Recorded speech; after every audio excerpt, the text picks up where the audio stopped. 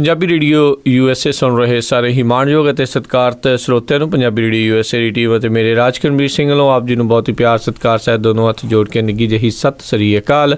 ਸਭ ਨੂੰ ਜੀਆਂ ਨੂੰ ਆਖਦੇ ਹਾਂ। ਸੋਤੇ ਪ੍ਰੋਗਰਾਮ ਖਬਰ ਤੇ ਨਜ਼ਰ ਦੇ ਵਿੱਚ ਆਪ ਸਭ ਦਾ ਨਿੱਘਾ ਸਵਾਗਤ ਹੈ। ਪ੍ਰੋਗਰਾਮ ਖਬਰ ਤੇ ਨਜ਼ਰ ਦੇ ਵਿੱਚ ਅੱਜ ਦੇ ਸ਼ਨੀਚਰਵਾਰ ਦੇ ਪ੍ਰੋਗਰਾਮ ਦੇ ਵਿੱਚ ਤੁਹਾਡਾ ਸਵਾਗਤ ਹੈ। ਸਾਡੇ ਨਾਲ ਅੱਜ ਦੇ ਇਸ ਸਵੇਰ ਦੇ ਪ੍ਰੋਗਰਾਮ ਦੇ ਵਿੱਚ ਜੁੜਦੇ ਨੇ ਮਲੋਟ ਸਟੂਡੀਓਜ਼ ਤੋਂ ਮਿੰਟੂ ਗੁਰੂਸਰੀਆ ਜੀ। ਮਿੰਟੂ ਗੁਰੂਸਰੀਆ ਜੀ, ਜੀ ਆਇਆਂ ਨੂੰ, ਨਿੱਘੀ ਜੀ ਆਇਆਂ ਨੂੰ, ਪਿਆਰ ਭਰੀ ਸਤਿ ਸ਼੍ਰੀ ਅਕਾਲ ਜੀ। ਸ਼ੁਕਰੀਆ ਜੀ, ਸਾਰਿਆਂ ਨੂੰ ਪਿਆਰ ਭਰੀ ਸਤਿ ਸ਼੍ਰੀ ਅਕਾਲ ਜੀ। ਸਾਡੇ ਅੱਜ ਦੇ ਇਸ ਪ੍ਰੋਗਰਾਮ ਖਬਰ ਤੇ ਨਜ਼ਰ ਉਸ ਨੂੰ ਸਪਾਂਸਰ ਕਰਦੇ ਨੇ ਖਾਲਸਾ ਇੰਸ਼ੋਰੈਂਸ ਏਜੰਸੀ ਵਾਲੇ, ਜਿਨ੍ਹਾਂ ਦੇ ਕੋਲੋਂ ਤੁਸੀਂ ਹਰ ਤਰ੍ਹਾਂ ਦੀ ਇੰਸ਼ੋਰੈਂਸ ਕਰਵਾ ਸਕਦੇ ਹੋ। ਇੰਸ਼ੋਰੈਂਸ ਦੇ ਬਾਰੇ ਪਤਾ ਕਰਨ ਲਈ ਤੁਸੀਂ ਕਾਲ ਕਰ ਸਕਦੇ ਹੋ ਉਹਨਾਂ ਨੂੰ, ਨੰਬਰ 408-272-2500 4082722500। ਇਸ ਦੇ ਨਾਲ ਨਾਲ ਸੂਬੇ ਦਾ ਸੁਰਜੀਤ ਸਿੰਘ ਖੰਗੂੜਾ, ਸੈਨ ਹੋਜ਼ੇ ਤੋਂ ਗੁਰਦੀਪ ਸਿੰਘ ਵਿਰਦੀ, ਕਲੋਵਿਸ ਤੋਂ ਨਵਜੋਤ ਕੌਰ ਕਲੋਟੀ, ਯੂਬਾ ਸਿਟੀ ਤੋਂ ਸਤਰਾਮ ਸਿੰਘ ਸ਼ੇਰਗਿੱਲ, ਸੈਲਮਾ ਤੋਂ ਸੁਰਿੰਦਰ ਕੌਰ ਧਾਮੀ, ਸੀਰੀਜ਼ ਤੋਂ ਰਸ਼ਪਾਲ ਕੌਰ ਖੰਗੂੜਾ, ਬੇਕਰਸਫੀਲਡ ਤੋਂ ਬਲਦੇਵ ਸਿੰਘ ਧਾਲੀਵਾਲ, ਰੀਨੋ ਤੋਂ ਸੁਰਿੰਦਰ ਸਿੰਘ ਕਾਲੋਂ, ਰੈਂਚੋ ਕਡੋਵਾ ਤੋਂ ਕਾਬਲ ਸਿੰਘ ਬੈਂਸ, ਮੋਡੈਸਟੋ ਤੋਂ ਸੋਢੀ ਸਿੰਘ ਜੀ, ਸੈਕਰਾਮੈਂਟੋ ਤੋਂ ਅਤੇ ਦਲਬੀਰ ਸਿੰਘ ਜੀ ਲਾਈਵੋਕ ਤੋਂ। ਇਹਨਾਂ ਸਾਰਿਆਂ ਦਾ ਬਹੁਤ ਬਹੁਤ ਧੰਨਵਾਦ। ਜੇਕਰ ਤੁਸੀਂ ਜਾਂ ਕੋਈ ਹੋਰ ਕਾਰੋਬਾਰ ਇਸ ਪ੍ਰੋਗਰਾਮ ਨੂੰ ਸਪਾਂਸਰ ਕਰਨਾ ਚਾਹੁੰਦੇ ਹੋ ਤਾਂ ਸੰਪਰਕ ਕਰ ਸਕਦੇ ਹੋ, ਨੰਬਰ 408-722-7698 4087227698 ਜਾਂ 408-272-5200 4082725200 ਦੇ ਉੱਤੇ। ਅਤੇ ਮਿੰਟੂ ਜੀ, ਗੱਲਬਾਤ ਦਾ ਸਿਲਸਿਲਾ ਜਿਹੜਾ ਜੀ ਸ਼ੁਰੂ ਕਰਦੇ। ਹਰਿਆਣਾ ਦੇ ਵਿੱਚ ਜਿਹੜਾ ਹਿੰਸਾ ਆ ਉਹ ਅਜੇ ਵੀ ਜਿਹੜੀ ਆ ਬੰਦ ਨਹੀਂ ਹੋਈ। ਫੌਜ ਵੀ ਆਈ ਹੈ ਪਰ ਉਸ ਦੇ ਬਾਵਜੂਦ ਹਿੰਸਾ ਜਾਰੀ ਆ। ਬੜੀ ਉੱਥੇ ਨਾਜ਼ੁਕ ਸਥਿਤੀ ਹੈ, ਬਣ ਗਈ ਹੈ। ਪਰਿਸਥਿਤੀਆਂ ਜਿਹੜੀਆਂ ਬਹੁਤ ਜ਼ਿਆਦਾ ਵਿਗੜ ਗਈਆਂ ਨੇ। ਹਰਿਆਣਾ ਸਰਕਾਰ ਦੀ ਮੈਨੂੰ ਲੱਗਦਾ ਕਿ ਜਿਹੜੀ ਅੰਦੇਸ਼ਤਾ ਸੀਗੀ ਜੋ ਉਹ ਵੀ ਫੇਲ ਹੋਈ ਹੈ, ਤੇ ਨਾਲ ਜਿਹੜੀ ਇੱਥੋਂ ਦੀ ਸੁਝਾ ਤੰਤਰ ਹੁੰਦੀ ਹੈ ਕਿਸੇ ਵੀ ਸਰਕਾਰ ਦੀ, ਪੁਲਿਸ ਦੀ, ਉਹ ਵੀ ਨਾਕਾਮ ਹੋਈ ਹੈ। ਇਹਨਾਂ ਨੂੰ ਅੰਦਾਜ਼ਾ ਹੀ ਨਹੀਂ ਹੋਇਆ ਜਾਂ ਇਹਨਾਂ ਅੰਦਾਜ਼ਾ ਜਾਣ ਕੇ ਲਾਇਆ ਹੀ ਨਹੀਂ। ਕਿਉਂਕਿ ਦੇਖੋ, ਹਾਰਦਿਕ ਪਟੇਲ ਹੋਰਾਂ ਦਾ ਉੱਥੇ ਰਿਜ਼ਰਵੇਸ਼ਨ ਚੱਲਿਆ ਸੀਗਾ ਗੁਜਰਾਤ ਦੇ ਵਿੱਚ, ਰਿਜ਼ਰਵੇਸ਼ਨ ਦਾ ਅੰਦੋਲਨ, ਤੇ ਨਾਲ ਦੀ ਨਾਲ ਸਹਿਣਸ਼ੀਲਤਾ ਦਾ ਮੁੱਦਾ ਉੱਠ ਪਿਆ। ਉਹਦੇ ਬਾਅਦ ਫਿਰ ਰੋਹਿਤ ਮੇਲਾ ਦਾ ਜਦੋਂ ਝਮੇਲਾ ਇਹਨਾਂ ਨੂੰ ਪਿਆ, ਤੇ ਨਾਲ ਦੀ ਨਾਲ ਜਿਹੜਾ ਮੁੱਦਾ JNU ਤੋਂ ਬਾਅਦ ਇਹ ਮੁੱਦਾ ਆ ਗਿਆ। ਯਾਨੀ ਇੱਕ ਮੁੱਦੇ ਤੋਂ ਧਿਆਨ ਭਟਕਾਉਣ ਲਈ ਜਿੱਦਾਂ ਦੂਜਾ ਮੁੱਦਾ ਤਿਆਰ ਹੋ ਜਾਂਦਾ, ਜਾਣ ਕੇ ਜਿੱਦਾਂ ਲੱਗਦਾ ਕਿ ਇੱਕ ਮੁੱਦੇ ਨੂੰ ਪਿੱਛੇ ਧੱਕਣ ਲਈ ਦੂਸਰਾ ਮੁੱਦਾ ਜਿਹੜਾ ਉੱਠਣ ਦਾ ਮੌਕਾ ਦਿੱਤਾ ਜਾ ਰਿਹਾ। ਔਰ ਲੱਗਦਾ ਇਹੀ ਹੈ ਕਿ ਕਿਉਂਕਿ ਕਿਸੇ ਵੀ ਸਟੇਟ ਦੀ ਇੰਟੈਲੀਜੈਂਸ ਇੰਨੀ ਗਈ ਗੁਜ਼ਰੀ ਨਹੀਂ ਹੋ ਸਕਦੀ ਕਿ ਜਿਹੜਾ ਇਹ ਅੰਦੋਲਨ ਪਹਿਲੇ ਦਿਨ ਭਖਿਆ ਔਰ ਉਸ ਤੋਂ ਬਾਅਦ ਇੰਨਾ ਹਿੰਸਕ ਹੋ ਜਾਏਗਾ, ਔਰ ਕਿਉਂ ਇਹ ਇਸ ਤਰ੍ਹਾਂ ਦਾ ਹੋਣ ਦਿੱਤਾ ਗਿਆ, ਮੌਕਾ ਦਿੱਤਾ ਗਿਆ, ਆਪਣੇ ਆਪ ਦੇ ਵਿੱਚ ਸਵਾਲ ਆ।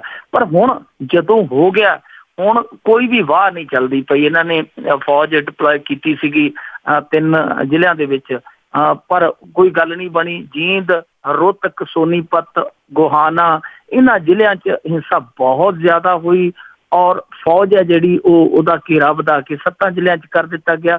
ਹੁਣ 7-8 ਜ਼ਿਲ੍ਹਿਆਂ 'ਚ ਕਰਫਿਊ ਵੀ ਲੱਗਾ, ਪਰ ਜ਼ਿੰਦਗੀ ਉੱਥੇ ਉਤਲ ਪੁਥਲ ਹੋ ਗਈ ਹੈ, ਤਹਿਸ ਨਹਿਸ ਹੋ ਗਈ ਹੈ।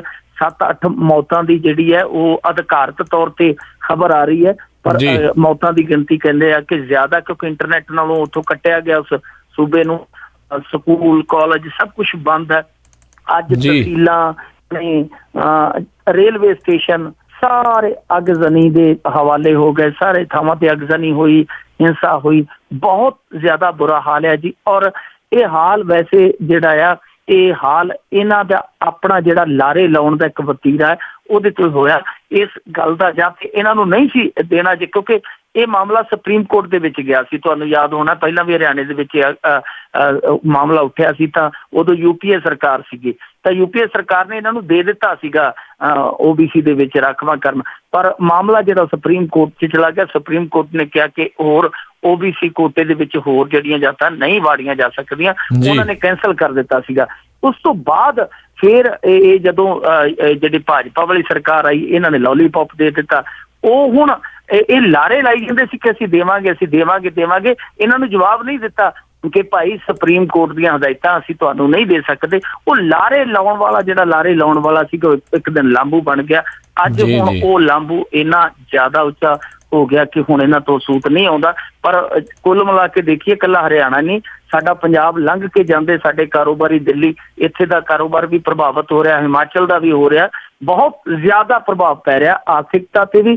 ਹਰਿਆਣੇ ਦਾ ਤਾਂ ਹੁਣ ਤੁਹਾਨੂੰ ਪਤਾ ਹੀ ਹੈ ਕਿ ਉਹਨਾਂ ਲਈ ਤੇ ਆਪਾਂ ਕਾਮਨਾ ਹੀ ਕਰ ਸਕਦੇ ਹਾਂ ਕਿ ਉਹਨਾਂ ਲਈ ਮਾਹੌਲ ਜਿਹੜਾ ਉੱਥੋਂ ਦੇ ਲੋਕਾਂ ਲਈ ਸੁਖਾਵਾਂ ਹੋਵੇ, ਕਿਉਂਕਿ ਉੱਥੇ ਇਹ ਨਹੀਂ ਹੈ ਕੱਲੀ ਭੀੜ ਹਿੰਸਕ ਹੈ।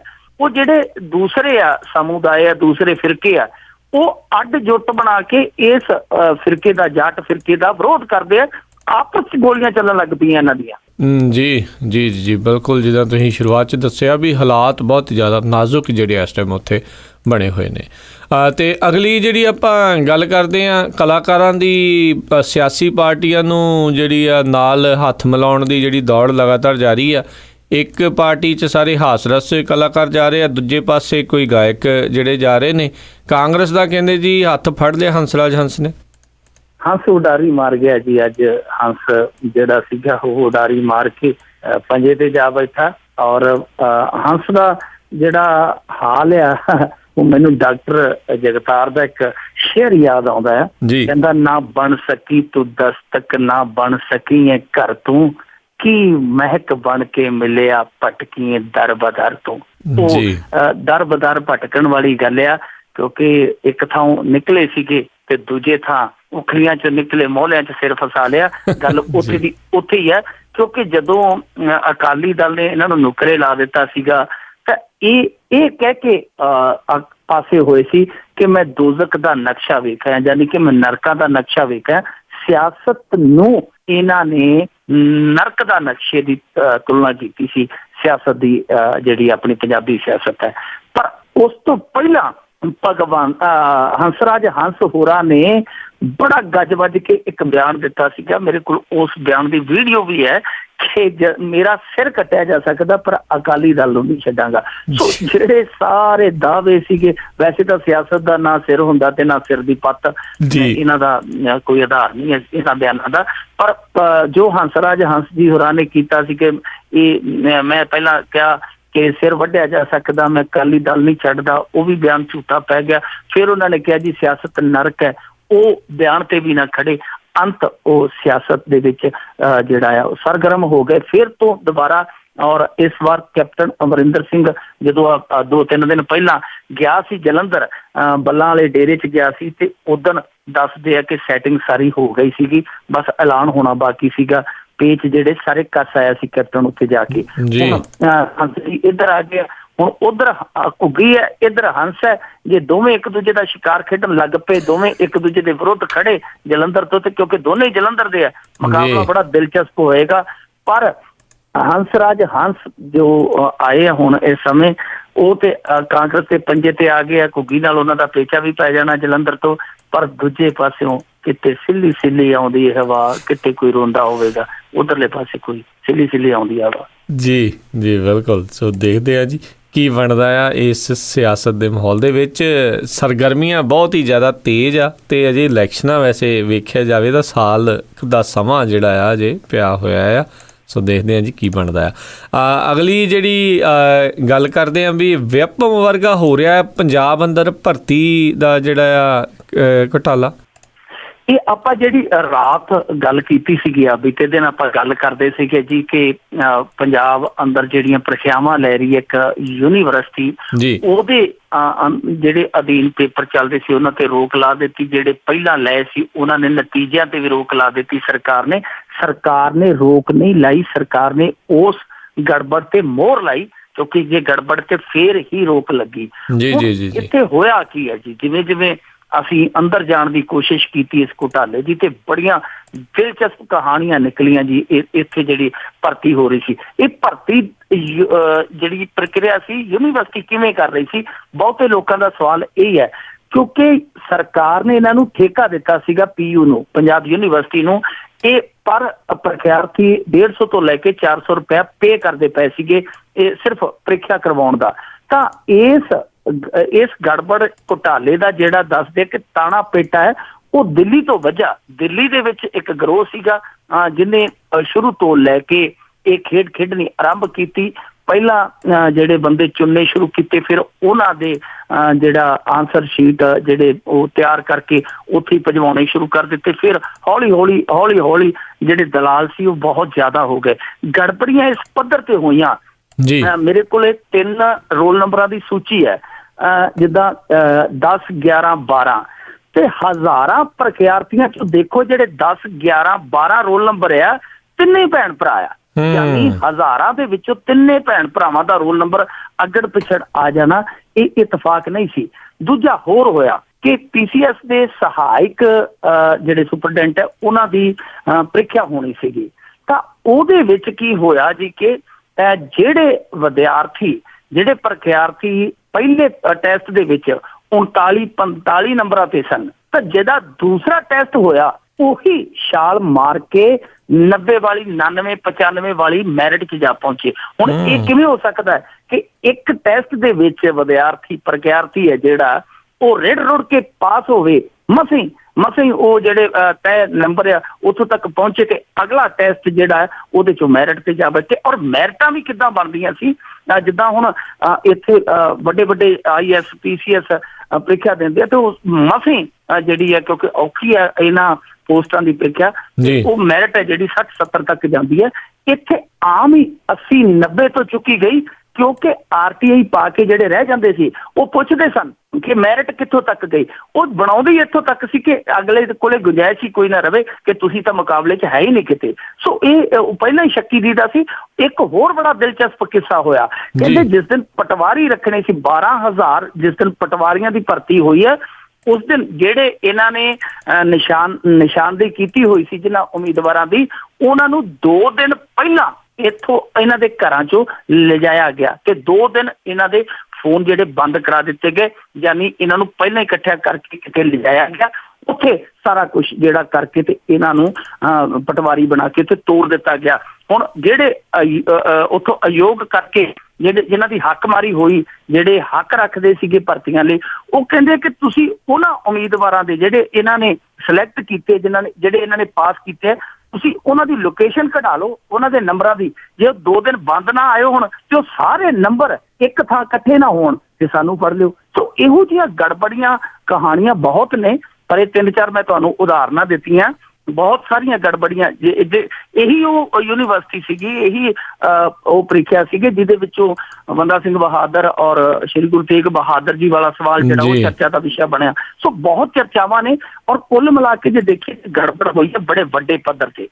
ਸਰਕਾਰ ਨੇ ਕੀ ਕੀਤਾ, ਸਰਕਾਰ ਨੇ ਸਿਰਫ ਲਾਈ ਹੈ ਰੋਕ, ਤੇ ਕੱਲੀ ਰੋਕ ਨਾਲ ਕੀ ਹੋਣਾ, ਜਾਂਚ ਫੌਰੀ ਤੌਰ ਤੇ ਜਾਂਚ ਕਰਵਾਉਣ ਦੀ ਲੋੜ ਸੀਗੀ ਤਾਂ ਕਿ ਜਿਹੜੇ ਦੋਸ਼ੀ ਸੀ, ਚਾਹੇ ਕੋਈ ਸਿਆਸਤਦਾਨ ਸੀ, ਚਾਹੇ ਕੋਈ ਅਫਸਰਸ਼ਾਹੀ ਚੋਂ ਸੀ, ਚਾਹੇ ਕੋਈ ਯੂਨੀਵਰਸਿਟੀ ਚੋਂ ਸੀਗਾ, ਚਾਹੇ ਕੋਈ ਦਲਾਲ ਸੀ, ਉਹਨੂੰ ਸਜ਼ਾ ਮਿਲਣੀ ਚਾਹੀਦੀ ਸੀ। ਇਸ ਤਰ੍ਹਾਂ ਕਰਨਾ ਤਾਂ ਐਵੇਂ ਇਕੱਲੀ ਰੋਕ ਲਾ ਕੇ ਛੱਡ ਦੇਣਾ, ਉਹ ਤੇ ਦੂਜਾ ਜਿਹੜਾ ਆਊਗਾ ਉਹਨੂੰ ਖੁੱਲ੍ਹ ਦੇਣੀ ਹੈ ਕਿਉਂਕਿ ਪਿਛਲੇ ਦਾ ਕੱਖ ਨਹੀਂ ਹੋਇਆ, ਉਹਨੇ ਇਹੀ ਸੋਚ ਰੱਖਣੀ ਹੈ।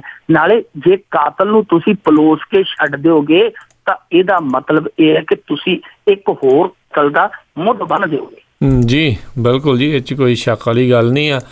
ਲੋਕੀ ਤਾਂ ਐਵੇਂ ਕਹਿੰਦੇ ਵੀ ਸੈਂਟਰ ਦੇ ਵਿੱਚ ਅੱਛੇ ਦਿਨ ਆਏ ਆ, ਇੱਥੇ ਤਾਂ ਪਤਾ ਨਹੀਂ ਕਦ ਦੇ ਚੱਲੀ ਜਾਂਦੇ ਕਈਆਂ ਦੇ ਅੱਛੇ ਦਿਨ। ਤੇ ਅਗਲੀ ਜਿਹੜੀ ਆਪਾਂ ਗੱਲ ਕਰਦੇ ਹਾਂ ਵੀ ਤੋਤਾ ਸਿੰਘ ਹੁਣਾਂ ਨੇ ਆਖਿਆ ਵੀ ਮੋਦੀ ਸਰਕਾਰ ਕਰੇਗੀ ਸਵਾਮੀਨਾਥਨ ਕਮਿਸ਼ਨ ਦੀਆਂ ਰਿਪੋਰਟਾਂ ਲਾਗੂ, ਜਦ ਕਿ ਉਹ ਤੋਂ ਪਹਿਲਾਂ ਹੀ ਉਹ ਮੁਨਕਰ ਹੋਏ ਆ। ਮੈਂ ਤੇ ਅੱਗੇ ਹੁਣੇ ਆਪਦੇ ਫੇਸਬੁੱਕ ਪੇਜ ਤੇ ਪਾ ਕੇ ਹਟਿਆ ਜੀ ਕਿ ਬਾਦਲ ਸਾਹਿਬ ਨੂੰ ਮੈਂ ਅਪੀਲ ਕੀਤੀ ਕਿ ਤੋਤਾ ਸਿੰਘ ਨੂੰ ਕੋਈ ਰੇਡੀਓ ਲੈ ਕੇ ਦਿਓ, ਇੱਕ ਛੋਟਾ ਮੋਟਾ ਘੱਟੋ ਘੱਟ ਖਬਰਾਂ ਤੇ ਸੁਣ ਲਿਆ ਕਰਨਾ, ਕਿਉਂਕਿ ਜਿਹੜੀ ਸਵਾਮੀਨਾਥਨ ਕਮਿਸ਼ਨ ਦੀ ਰਿਪੋਰਟ ਦੀ ਇਹ ਟੇਕ ਮੋਦੀ ਸਰਕਾਰ ਤੇ ਲਾਈ ਬੈਠੇ ਆ, ਉਹ ਮੋਦੀ ਸਰਕਾਰ ਨੇ ਪਿਛਲੇ ਸਾਲ ਹੀ ਹਲਫਨਾਮਾ ਦੇ ਕੇ ਸੁਪਰੀਮ ਕੋਰਟ 'ਚ ਆਖ ਦਿੱਤਾ ਸੀ ਕਿ ਸਵਾਮੀਨਾਥਨ ਕਮਿਸ਼ਨ ਦੀਆਂ ਸਿਫਾਰਿਸ਼ਾਂ ਲਾਗੂ ਕਰਨੀਆਂ ਦੇਸ਼ ਦੇ ਹਿੱਤ ਵਿੱਚ ਨਹੀਂ। ਇਹ ਉਹ ਜਾ ਕੇ ਜਿਹੜਾ ਹਲਫਨਾਮਾ ਹੈ, ਜਿਹਨੂੰ ਸਹੁੰ ਪੱਤਰ ਕਹਿ ਦਿੰਦੇ, ਐਫੀਡੇਵਿਟ ਦੇ ਚੁੱਕੇ ਆ ਸੁਪਰੀਮ ਕੋਰਟ ਦੇ ਵਿੱਚ, ਇਹ ਸਿਫਾਰਿਸ਼ਾਂ ਲਾਗੂ ਨਹੀਂ ਕੀਤੀਆਂ ਜਾ ਸਕਦੀਆਂ। ਹੁਣ ਪਰ ਤੋਤਾ ਸਿੰਘ ਇੱਥੇ ਗੁੰਮਰਾਹ ਕਰ ਰਹੇ ਆ ਦੂਜਿਆਂ ਨੂੰ ਕਿ ਜੀ ਅਸੀਂ ਕਰਵਾ ਲੈਣੀ ਆ। ਇਹ ਤਾਂ ਕਹਿੰਦੇ ਪਏ ਆ, ਹੁਣ ਮੈਂ ਇਹਨਾਂ ਦਾ ਬਿਆਨ ਸੁਣਦਾ ਪਿਆ ਸੀਗਾ, ਇਹਨਾਂ ਦੀ ਜਿਹੜੀ ਤਾਜ਼ਾ ਇੰਟਰਵਿਊ ਹੈ ਉਹਦੇ 'ਚ ਕਹਿਣ ਡਿਆ ਕਿ ਜਿਹੜੀ ਅਕਾਲੀ ਦਲ ਇਹੀ ਕਿਸਾਨਾਂ ਦੀ ਹਿਤੈਸ਼ੀ ਪਾਰਟੀ ਹੈ ਤੇ ਅਸੀਂ ਮੋਦੀ ਤੋਂ ਸਵਾਮੀਨਾਥਨ ਦੀਆਂ ਕਮਿਸ਼ਨ ਦੀਆਂ ਸਿਫਾਰਿਸ਼ਾਂ ਜਿਹੜੀਆਂ ਬੜੇ ਛੇਤੀ ਜਿਹੜੀਆਂ ਲਾਗੂ ਕਰਵਾ ਲੈਣੀਆਂ। ਹੁਣ 2 ਸਾਲ ਸਰਕਾਰ ਨੂੰ ਹੋ ਚੱਲਿਆ ਜੀ, ਹਾਲੇ ਤੱਕ ਤਾਂ ਉਹਨਾਂ ਦਾ ਕੋਈ ਮੁੱਢ ਬੱਝਾ ਨਹੀਂ। ਹੁਣ ਜਦੋਂ ਉਹ ਸੁਪਰੀਮ ਕੋਰਟ 'ਚ ਹਲਫਨਾਮਾ ਦੇ ਚੁੱਕੇ ਆ, ਹੁਣ ਇਹ ਗੁੰਮਰਾਹ ਕਰ ਰਿਹਾ ਜੀ ਕਿ ਸਵਾਮੀਨਾਥਨ ਕਮਿਸ਼ਨ ਦੀਆਂ ਰਿਪੋਰਟਾਂ ਜੋ ਉਹਦੀਆਂ ਸਿਫਾਰਿਸ਼ਾਂ ਉਹ ਲਾਗੂ ਕਰਵਾ ਲਵਾਂਗੇ ਜੀ ਅਸੀਂ ਮੋਦੀ ਸਰਕਾਰ ਤੋਂ। ਪਰ ਇਹ ਨਾ ਇਹਨਾਂ ਭੋਲਿਆਂ ਨੂੰ ਕੌਣ ਦੱਸੇ, ਤੋਤਾ ਸਿੰਘ ਵਰਗਿਆਂ ਨੂੰ, ਕਿ ਉਸ ਕਮਿਸ਼ਨ ਦੀਆਂ ਜਿਹੜੀਆਂ ਸਿਫਾਰਸ਼ਾਂ ਸੀ ਉਹ ਲਾਗੂ ਕੀ ਹੋਣੀਆਂ ਸੀ। ਇਹਨਾਂ ਨੇ ਅੱਗਿਓਂ ਇੱਕ ਹੋਰ ਕਮਿਸ਼ਨ ਬਿਠਾ ਦਿੱਤਾ। ਇਹਨਾਂ ਨੂੰ ਸ਼ਾਇਦ ਪਤਾ ਨਹੀਂ, ਇਹ ਸਰਕਾਰ ਨੇ ਇੱਕ ਕਮਿਸ਼ਨ ਹੀ ਅਲੱਗ ਬਣਾ ਦਿੱਤਾ ਤਾਂ ਜੋ ਜਿਹੜੀਆਂ ਸਿਫਾਰਸ਼ਾਂ ਕਿਸਾਨਾਂ ਦੇ ਹੱਕ 'ਚ ਜਾਂਦੀਆਂ ਉਹਨਾਂ ਨੂੰ ਕਾਟ-ਛਾਟ ਕਰਕੇ ਵਿਰੋਧ ਕੀਤਾ ਜਾਵੇ। ਜਿਹੜੀਆਂ ਵਪਾਰੀ ਹਿੱਤਾਂ ਨੂੰ ਪੂਰਨਗੀਆਂ ਉਹੀ ਸਿਫਾਰਸ਼ਾਂ ਜਿਹੜੀਆਂ, ਕਿਉਂਕਿ ਇੱਥੇ ਤੁਹਾਨੂੰ ਪਤਾ ਭਾਰਤ ਦੇ ਵਿੱਚ ਇੱਕ ਕਮਿਸ਼ਨ ਜੇ ਕੋਈ ਕਿਸੇ ਦੇ ਪੱਖ 'ਚ ਜਾਂਦਾ ਹੈ, ਜੇ ਸਰਕਾਰ ਨੂੰ ਲੱਗਦਾ ਕਿ ਇਹ ਉਧਰ ਝੁਕ ਗਿਆ ਤੇ ਫੌਰਨ ਉਸ ਕਮਿਸ਼ਨ ਨੂੰ ਕੱਟਣ ਲਈ ਦੂਸਰਾ ਕਮਿਸ਼ਨ ਬਿਠਾ ਦਿੱਤਾ ਜਾਂਦਾ ਹੈ। ਇਸੇ ਤਰ੍ਹਾਂ ਯੂਪੀਏ ਸਰਕਾਰ ਨੇ ਕੀਤਾ ਸੀ 2006-07 'ਚ, ਜਦੋਂ ਇਹ ਸਿਫਾਰਸ਼ਾਂ ਜਦੋਂ ਗਈਆਂ ਸੀ ਸੰਸਦ ਦੇ ਵਿੱਚ, ਉਹਨਾਂ ਨੇ ਕਿਹਾ ਸੀਗਾ ਕਿ 2007 ਦੇ ਵਿੱਚ ਅਸੀਂ ਇਹਨੂੰ ਲਾਗੂ ਕਰ ਦਿਆਂਗੇ, ਪਰ 2007 ਛੱਡ ਕੇ 2014 ਤੱਕ ਵੀ ਇਹਨਾਂ ਲਾਗੂ ਨਹੀਂ ਕੀਤਾ। ਲਾਗੂ ਇਹਨਾਂ ਵੀ ਨਹੀਂ ਕਰਨੀਆਂ। ਜਿਹੜਾ ਹੁਣ ਦੂਸਰਾ ਕਮਿਸ਼ਨ ਜਦੋਂ ਉਹ ਕਿਸਾਨਾਂ ਦੇ ਥੋੜਾ ਉਲਟ ਸਿਫਾਰਸ਼ਾਂ ਲੈ ਕੇ ਆਏਗਾ, ਉਹ ਭਾਵੇਂ ਝੱਟ ਲਾਗੂ ਹੋ ਜਾਵੇ। ਉਹ ਤਾਂ ਫਿਰ ਜੀ ਅੰਬਾਨੀ ਅੰਦਾਨੀ ਦੇ ਹੱਕ 'ਚ ਹੋਣਗੇ, ਉਹ ਤਾਂ ਬਿਲਕੁਲ ਲਾਗੂ ਹੋਣਗੀਆਂ ਹੀ ਹੋਣਗੀਆਂ। ਅਤੇ ਇਹੋ ਜਿਹੇ ਕੇਸਾਂ ਦੇ ਵਿੱਚ ਕੀ ਇਲੈਕਸ਼ਨ ਕਮਿਸ਼ਨ ਜੇ ਇਹੋ ਜਿਹੀ ਚੀਜ਼ਾਂ ਜਦੋਂ ਕਹਿੰਦੇ ਨੇ, ਗੁੰਮਰਾਹ ਕਰਨ ਵਾਲੇ ਜਿਹੜੇ ਬਿਆਨ ਹੁੰਦੇ ਆ, ਕੋਈ ਉਹ ਇਹਨਾਂ ਦੇ ਉੱਤੇ ਐਕਸ਼ਨ ਲਿਆ ਜਾ ਸਕਦਾ ਹੈ ਵੀ ਇਹ ਤਾਂ ਸ਼ਰੇਆਮ ਹੀ ਝੂਠ ਬੋਲਿਆ ਜਾ ਰਿਹਾ? ਬਿਲਕੁਲ ਜੀ, ਇਹ ਸਾਡੇ ਭਾਰਤ ਦੇ ਵਿੱਚ ਸਭ ਤੋਂ ਵੱਡੀ ਜਿਹੜੀ ਇਸ ਸਮੇਂ ਲੋੜ ਹੈ ਉਹ ਇਹੀ ਹੈ ਕਿ ਜਿਹੜੇ ਚੋਣ ਮੈਨੀਫੈਸਟੋ ਬਣਦੇ, ਜਿਹੜੇ ਬਿਲਕੁਲ ਹੀ ਝੂਠ ਦੀ ਦੁਕਾਨ ਹੁੰਦੇ ਆ, ਕੂੜਾ ਕਬਾੜਾ ਇਕੱਠਾ ਕਰਕੇ ਇੱਕ ਤਰ੍ਹਾਂ ਨਾਲ ਕਹਿ ਲਈਏ ਕਿ ਉਹ ਲੈ ਆਉਂਦੇ ਆ, ਫਿਰ ਉਹਨਾਂ ਨੂੰ ਸਬਜ਼ ਬਾਗਾਂ ਦੇ ਤੌਰ ਤੇ ਪ੍ਰਚਾਰਿਆ ਜਾਂਦਾ ਹੈ, ਲੋਕਾਂ ਨੂੰ ਗੁੰਮਰਾਹ ਕੀਤਾ ਜਾਂਦਾ। ਇਸੇ ਮੋਦੀ ਸਰਕਾਰ ਨੇ ਚੋਣ ਮੈਨੀਫੈਸਟੋ ਦੇ ਵਿੱਚ ਵਾਅਦਾ ਕੀਤਾ ਸੀਗਾ ਕਿ ਸਾਡੀ ਸਰਕਾਰ ਬਣਾ ਦਿਓ, ਅਸੀਂ ਆਉਂਦੇ ਸਾਰ ਸਵਾਮੀਨਾਥਨ ਕਮਿਸ਼ਨ ਦੀਆਂ ਜਿਹੜੀਆਂ ਸਿਫਾਰਸ਼ਾਂ ਲਾਗੂ ਕਰਵਾਵਾਂਗੇ। ਹੁਣ ਦੇਖੋ ਪਲਾਂ ਦੇ ਵਿੱਚੋਂ ਮੁੱਕਰ ਗਏ। ਚਿੱਟੇ ਪੈਰ, ਜਿਵੇਂ ਗੁਰਦਾਸ ਮਾਨ ਦਾ ਗਾਣਾ, ਪੈਰ ਤੇ ਮੁੱਕਰ ਗਿਆ 2 ਘੁੱਟ ਪੀ ਕੇ ਦਾਰੂ, ਇਹ ਸਿਆਸਤ ਦੀ ਦਾਰੂ ਪੀ ਕੇ ਪੈਰ ਤੇ ਮੁੱਕਰ ਗਏ। ਹੁਣ ਦੇਖੋ ਇੱਥੇ ਚੋਣ ਮੈਨੀਫੈਸਟੋ ਜਿਹੜਾ ਅਕਾਲੀਆਂ ਦਾ ਬਣਿਆ ਸੀਗਾ, ਦੂਰ ਛੱਡੋ, ਆ ਜਿਹੜੇ ਲੋਕ ਸਭਾ ਦੇ ਵਿੱਚ ਇਹਨਾਂ ਨੇ ਵਾਅਦੇ ਕੀਤੇ ਸੀ, ਫਸਲੀ ਬੀਮਾ ਅਸੀਂ ਸ਼ੁਰੂ ਕਰਵਾਵਾਂਗੇ, ਸਵਾਮੀਨਾਥਨ ਕਮਿਸ਼ਨ ਦੀਆਂ ਰਿਪੋਰਟਾਂ ਲਾਗੂ ਹੋ ਰਹੀਆਂ, ਮੁਨਾਫਾ ਲਾਗਤ ਦੇ ਨਾਲੋਂ ਇੰਨਾ ਦੇਵਾਂਗੇ। ਉਹਨਾਂ ਦੇ ਵਿੱਚੋਂ ਦੱਸੋ ਕਿਹੜੀ ਅੱਜ ਤੱਕ ਜਿਹੜੀ ਇਹਨਾਂ ਦੀ ਵਾਅਦਾ ਦੀ ਜਿਹੜੀ ਪੂਰਤੀ ਹੋਈ ਹੈ? ਕਿਸੇ ਵੀ ਵਾਅਦੇ ਦੀ ਪੂਰਤੀ ਨਹੀਂ ਹੋਈ ਜੋ 2014 ਦੇ ਵਿੱਚ ਇਹਨਾਂ ਨੇ ਕੀਤਾ। ਸੋ ਮੈਨੂੰ ਲੱਗਦਾ ਕਿ ਇੱਕ ਜ਼ਰੂਰਤ ਬਣ ਗਈ ਹੈ ਕਿ ਚੋਣ ਕਮਿਸ਼ਨ ਇਹੋ ਜਿਹਾ ਕੋਈ ਨਿਯਮ ਬਣਾਵੇ ਕਿ ਜਿਹੜੀ ਪਾਰਟੀ ਇਹੋ ਜਿਹਾ ਕੂੜ ਪ੍ਰਚਾਰ ਕਰਕੇ ਵੋਟਾਂ ਹਾਸਲ ਕਰਦੀ ਹੈ, ਉਸ ਤੋਂ ਬਾਅਦ ਜੇਕਰ ਉਹ ਆਪਣੇ ਵਾਅਦਿਆਂ ਤੋਂ ਭੱਜਦੀ ਹੈ ਤਾਂ ਉਹਨੂੰ ਅਗਲੀਆਂ ਚੋਣਾਂ ਲਈ ਡਿਸਕੁਆਲੀਫਾਈਡ ਕਰ ਦਿੱਤਾ ਜਾਵੇ। ਜੀ ਪਰ ਗੱਲ ਇਹ ਵੀ ਇਲੈਕਸ਼ਨ ਕਮਿਸ਼ਨ ਵਾਲੇ ਵੀ ਤਾਂ ਆਪ ਹੀ ਇਹ ਬਿਠਾਉਂਦੇ ਨੇ, ਇਹ ਹੋਊਗਾ ਕਿੱਦਾਂ? ਅਗਲੀ ਜਿਹੜੀ ਗੱਲ ਕਰਦੇ ਆ, ਜਿਹੜੇ ਸੁਖਬੀਰ ਬਾਦਲ ਹੋਣਾ ਦਾ ਜਿਹੜਾ ਨਸ਼ੇ ਆਂਕੜੇ ਆ, ਉਸ ਦੇ ਉੱਤੇ ਸਿਆਸਤ ਕਾਫੀ ਤੇਜ਼ ਆ, ਗਰਮਾਈ ਹੋਈ ਆ। ਭਾਜਪਾ ਨੇ ਹਾਂ ਨਾ ਮਿਲਾਈ ਤੇ ਕੈਪਟਨ ਨੇ ਵੀ ਰਗੜਾ ਲਾਇਆ। ਬਿਲਕੁਲ ਜੀ, ਫਸ ਗਏ ਸਰਦਾਰ ਸੁਖਬੀਰ ਸਿੰਘ ਬਾਦਲ ਇਸ ਮਾਮਲੇ ਦੇ ਵਿੱਚ। ਜਿਹੜਾ ਉਹਨਾਂ ਨੇ ਕਿਹਾ ਕਿ 2 ਕਰੋੜ 70 ਲੱਖ ਦੀ ਆਬਾਦੀ ਦੇ ਵਿੱਚੋਂ ਸਾਡੇ ਕੋਲ ਮਹਿਜ਼ 16,220 ਜਿਹੜੇ ਨਸ਼ੇੜੀ ਹੈ, ਏਮਸ ਦੀ ਰਿਪੋਰਟ ਕਹਿੰਦੀ ਹੈ। ਪਰ ਉਹਨਾਂ ਦੇ ਆંકੜਿਆਂ ਦੇ ਨਾਲ ਉਹਨਾਂ ਦੇ ਸਾਥੀ ਜਿਹੜੇ ਭਾਜਪਾ ਵਾਲੇ ਆ, ਉਹਨਾਂ ਨੇ ਵੀ ਹਾਂ ਚ ਹਾਂ ਨਹੀਂ ਮਿਲਾਈ। ਕੱਲ ਕਮਲ ਸ਼ਰਮਾ ਨੂੰ ਜਦੋਂ ਪੱਤਰਕਾਰਾਂ ਨੇ ਪੁੱਛਿਆ ਇਹ ਆંકੜਾ ਸਰਦਾਰ ਸੁਖਬੀਰ ਸਿੰਘ ਬਾਦਲ ਵੱਲੋਂ ਜਾਰੀ ਕੀਤੇ ਜਾਣ ਤੋਂ ਬਾਅਦ, ਤਾਂ ਉਹਨਾਂ ਨੇ ਹਾਂ ਨਹੀਂ ਮਿਲਾਈ। ਉਹ ਕਹਿੰਦੇ ਜੀ ਛੱਡੋ ਜੀ, ਆंकੜਿਆਂ 'ਚ ਕੀ ਪਿਆ, ਆंकड़े ਕਦੇ ਸਹੀ ਨਹੀਂ ਹੁੰਦੇ, ਆਪਾਂ ਇਹਦਾ ਹੱਲ ਲੱਭੀਏ। ਜਾਨੀ ਉਹਨਾਂ ਨੇ ਇਸ ਗੱਲ ਤੇ ਮੋਹਰ ਨਹੀਂ ਲਾਈ, ਉਹ ਭੱਜ ਗਏ ਕਿ ਕਿਤੇ ਮੈਂ ਵੀ ਸਰਦਾਰ ਸੁਖਬੀਰ ਸਿੰਘ ਬਾਦਲ ਵਾਂਗੂ ਘਿਰਨਾ ਜਾਵਾਂ। ਉਹਨਾਂ ਨੇ ਹਾਂ ਚ ਹਾਂ ਨਹੀਂ ਮਿਲਾਈ। ਦੂਜੇ ਪਾਸੇ ਕੈਪਟਨ ਅਮਰਿੰਦਰ ਸਿੰਘ ਨੇ ਕਿਹਾ ਕਿ ਇੱਕ ਕੋਰਾ ਝੂਠ ਬੋਲਦੇ ਪਏ ਆ, ਨਸ਼ੇੜੀਆਂ ਦੀ ਗਿਣਤੀ ਹੈ ਜਿਹੜੀ ਉਹ ਇਸ ਤੋਂ ਕਿਤੇ ਜ਼ਿਆਦਾ ਹੈ। ਬਿਲਕੁਲ ਇਹ ਸਾਫ਼ ਹੈ ਜੀ, ਸਾਫ਼। ਆਪਾਂ ਕੱਲ ਵੀ ਗੱਲ ਕੀਤੀ ਸੀਗੀ, ਹਮੇਸ਼ਾ ਹੀ ਕਰਦੇ ਰਹਿੰਦੇ ਆ ਨਸ਼ੇ ਦੇ ਮੁੱਦੇ ਤੇ, ਕਿ ਪੰਜਾਬ ਦੇ ਵਿੱਚ ਜਿਹੜੀ ਇਹਨਾਂ ਨੇ ਏਮਸ ਦੀ ਰਿਪੋਰਟ ਨੂੰ ਆਧਾਰ ਬਣਾ ਲਿਆ। ਹੁਣ ਸਰਦਾਰ ਸੁਖਬੀਰ ਸਿੰਘ ਬਾਦਲ ਵਾਰ-ਵਾਰ ਉਸ ਰਿਪੋਰਟ ਦਾ ਜਿਹੜਾ ਪ੍ਰਚਾਰ ਕਰਦੇ ਪਏ ਆ, ਉਹ ਸਰਵੇ ਰਿਪੋਰਟ ਹੈ ਜਿਹੜੀ 10 ਜ਼ਿਲ੍ਹਿਆਂ ਦੀ ਹੈ, ਔਰ ਉਹ ਅਸਲ ਰਿਪੋਰਟ ਹੈ ਜਿਹੜੀ ਉਹ ਗੂਗਲ ਬਾਬੇ ਤੋਂ ਪੁੱਛੋ, ਤੁਹਾਨੂੰ ਉਹ ਝੱਟ 'ਚ ਕੱਢ ਕੇ ਦੇ ਦੇਗਾ ਏਮਸ ਵਾਲੀ ਰਿਪੋਰਟ। ਉਹਦੇ 'ਚ ਉਹਨਾਂ ਨੇ 7,31,000 ਪੱਕੇ ਨਸ਼ੇੜੀ 10 ਜ਼ਿਲ੍ਹਿਆਂ 'ਚੋਂ ਕੱਢੇ ਸਨ। ਇਹ ਹੁਣ ਆંકੜਾ ਜਿਹੜਾ ਕਿਵੇਂ 16,000 ਤੱਕ ਆ ਗਿਆ, ਇਹ ਤਾਂ ਸਰਦਾਰ ਸੁਖਬੀਰ ਸਿੰਘ ਬਾਦਲ ਹੀ ਜਾਣਦੇ ਆ ਕਿ ਕਿਹੜੀ ਜਾਦੂਗਰੀ ਹੈ ਕਿ ਜਿਹੜੇ ਇਹ ਆ ਗਏ ਆ ਆંકੜੇ ਇੰਨੀ ਜਲਦੀ ਇੰਨੇ ਥੱਲੇ ਆ ਗਿਆ। ਕਿਉਂਕਿ ਜੇ 16,000 ਨਸ਼ੇੜੀ ਹੈ ਤਾਂ ਸਮਝ ਲਓ ਫਿਰ ਆਪਾਂ ਨਸ਼ਾ ਮੁਕਤ ਆ, ਫਿਰ ਆਪਾਂ ਨੂੰ ਚਿੰਤਾ ਕਰਨ ਦੀ ਲੋੜ ਹੀ ਨਹੀਂ, ਫਿਰ ਕਿਸੇ ਦਾ ਘਰ ਉਜੜਨ ਦਾ ਸਵਾਲ ਹੀ ਨਹੀਂ ਪੈਦਾ ਹੁੰਦਾ ਕਿ ਇੰਨੀ ਘੱਟ ਗਿਣਤੀ ਹੈ ਨਸ਼ੇੜੀਆਂ ਦੀ। ਤੁਸੀਂ ਇੱਕ ਹੋਰ ਮੋਟਾ ਜਿਹਾ ਮੈਂ ਤੁਹਾਨੂੰ ਇੱਕ ਫਾਰਮੂਲਾ ਦੱਸਦਾ। ਜੀ ਤੁਸੀਂ ਆਪ ਹਿਸਾਬ ਲਾ ਲਓ, ਜੇ ਸਰਦਾਰ ਸੁਖਬੀਰ ਸਿੰਘ ਬਾਦਲ ਨੂੰ ਵੀ ਆਪਾਂ ਪੁੱਛੀਏ ਕਿ ਬਾਦਲ ਸਾਹਿਬ, ਚਲੋ ਮੰਨ ਲਿਆ ਤੁਹਾਡੀ ਗੱਲ ਤੇ ਅਸੀਂ ਯਕੀਨ ਕਰਦੇ ਹਾਂ ਕਿ 16,220 ਨਸ਼ੇੜੀ ਹੈ, ਤੇ ਪਰ ਜਿਹੜੀ ਏਮਸ ਨੇ ਖਪਤ ਦੱਸੀ ਕਿ 7575 ਕਰੋੜ ਦੀ ਇੱਕ ਸਾਲ ਦੀ ਨਸ਼ੇ ਦੀ ਖਪਤ ਹੈ ਪੰਜਾਬ ਦੇ ਵਿੱਚ, ਕੀ 16,000 ਨਸ਼ੇੜੀ ਹੈ ਜਿਹੜਾ 7575 ਕਰੋੜ ਦਾ ਨਸ਼ਾ ਖਾ ਲਵੇਗਾ? ਉਹ ਤੇ ਜੇ ਦਿਨ ਰਾਤ ਉਹਨਾਂ ਨੂੰ ਨਸ਼ੇ ਦੇ ਵਿੱਚ ਡੋਬ ਵੀ ਦਈਏ ਤਾਂ ਵੀ ਇਹਨਾਂ ਨਹੀਂ ਖਾ ਸਕਦੇ। ਸੋ ਇਹ ਆਪਣੇ ਆਪ ਦੇ ਵਿੱਚ ਹੈ ਜਿਹੜਾ ਸਰਦਾਰ ਸੁਖਬੀਰ ਸਿੰਘ ਬਾਦਲ ਇੱਕ ਵਾਰ ਫਿਰ ਇਸ ਮੁਹਾਜ ਤੇ ਘਿਰ ਗਏ। ਔਰ ਇੱਕ ਹੋਰ ਤੁਹਾਨੂੰ ਜਿਹੜੀ ਕੰਮ ਦੀ ਗੱਲ ਦੱਸਾਂ, ਹਕੀਕਤ ਦੱਸਾਂ ਇਸੇ ਸਰਕਾਰ ਦੀ, ਕਿ ਪਿਛਲੇ ਵਰੇ ਜਦੋਂ ਹਾਈ ਕੋਰਟ ਦੇ ਵਿੱਚ ਰੌਲਾ ਪਿਆ ਸੀ ਇਸ ਚੀਜ਼ ਦਾ, ਨਸ਼ਿਆਂ ਦੇ ਮਾਮਲੇ 'ਚ ਉਹਨਾਂ ਨੇ ਰਿਪੋਰਟ ਤਲਬ ਕੀਤੀ ਸੀ, ਤਾਂ ਇਹਨਾਂ ਦੀ ਸਰਕਾਰ ਦਾ ਚੀਫ ਸੈਕਟਰੀ ਹੈ ਜਿਹੜਾ ਸਰਵੇਸ਼ ਕੌਸ਼ਲ, ਉਹ ਜਾ ਕੇ ਖੁਦ ਹਲਫਨਾਮਾ ਦਾਖਲ ਕਰਕੇ ਆਇਆ ਸੀ ਕਿ ਅਸੀਂ 3,31,000 ਨਸ਼ੇੜੀਆਂ ਦੀ ਜਿਹੜੀ ਹੈ ਜੀ ਨਿਸ਼ਾਨਦੇਹੀ ਕੀਤੀ ਹੈ, ਜਿਹਦੇ ਚੋਂ 13,000 ਨਸ਼ੇੜੀਆਂ ਦਾ ਅਸੀਂ ਟ੍ਰੀਟਮੈਂਟ ਕਰ ਰਹੇ ਹਾਂ। ਕੀ ਉਹ ਹਲਫਨਾਮਾ ਫਿਰ ਇਹਨਾਂ ਨੇ ਝੂਠਾ ਦਿੱਤਾ ਸੀ, ਜਾਂ ਹੁਣ ਸਰਦਾਰ ਸੁਖਬੀਰ ਸਿੰਘ ਬਾਦਲ ਝੂਠ ਬੋਲ ਰਹੇ? ਜੀ ਬਿਲਕੁਲ, ਇਹ ਤਾਂ ਹੁਣ ਪਤਾ ਹੀ ਆ ਵੀ ਕੌਣ ਝੂਠ ਬੋਲ ਰਿਹਾ ਤੇ ਕੌਣ ਸੱਚ। ਮੰਤਰੀ ਸੁਰਜੀਤ ਸਿੰਘ ਰਖੜਾ ਹੁਣਾਂ ਦਾ ਇੱਕ ਹੋਰ ਪੁੱਠਾ ਜਿਹਾ ਬਿਆਨ ਆਇਆ ਜੀ। ਇਹ ਰਖੜਾ ਸਾਹਿਬ ਵੱਖਰਾ ਹੀ ਬਿਆਨ ਦਿੰਦੇ ਆ, ਜਦੋਂ ਵੀ ਦਿੰਦੇ ਆ। ਜਦੋਂ ਮੋਗੇ ਕਾਂਡ ਵਾਪਰਿਆ ਸੀਗਾ ਪਿਛਲੇ ਸਾਲ, ਤੇ ਇਹਨਾਂ ਨੇ ਕਹਿ ਦਿੱਤਾ ਸੀਗਾ ਜੀ ਇਹ ਤਾਂ ਰੱਬ ਦੀ ਮਰਜ਼ੀ ਹੈ ਜੀ, ਕਿ ਛੱਡੋ ਖਹਿੜਾ, ਹੁਣ ਰਾਜੀਨਾਮਾ ਕਰ ਲਓ। ਚੰਗੀ ਸਲਾਹ ਦਿੱਤੀ ਸੀ ਇਹਨਾਂ ਨੇ ਕਿ ਛੱਡੋ ਜੀ ਇਹ ਰੱਬ ਦਾ ਭਾਣਾ ਹੈ। ਤੇ ਬਹੁਤ ਸਾਰੇ ਸਵਾਲ ਹੋਏ ਸੀ ਕਿ ਜੇ ਮੰਨ ਲਓ ਇਹ ਭਾਣਾ ਤੁਹਾਡੇ ਨਾਲ ਵਾਪਰ ਜੇ, ਫਿਰ ਤੁਸੀਂ ਭਾਣਾ ਮੰਨ ਲਓਗੇ? ਇਸ ਤਰ੍ਹਾਂ ਤੁਹਾਨੂੰ ਕੋਈ ਸਲਾਹ ਦੇਵੇ ਤੇ ਇਸ ਤਰ੍ਹਾਂ ਦੀ ਬਿਆਨ ਦਿੰਦੇ। ਪਰ ਇਸ ਵਾਰ ਇਹਨਾਂ ਕੱਚ ਚੋਂ ਮੂੰਗਲੀ ਜਿਹੜੀ ਇੱਕ ਹੋਰ ਹੀ ਕੱਢ ਮਾਰੀ।